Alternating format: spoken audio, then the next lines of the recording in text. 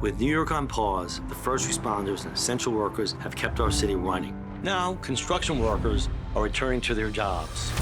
Owners and general contractors will choose speed over safety to make up for their lost profits. I'm attorney Michael Lamonsoff. For over 25 years, I've fought for injured construction workers, winning them some of the highest multi-million-dollar awards. Clients call me the bull because they know I will never stop fighting for them.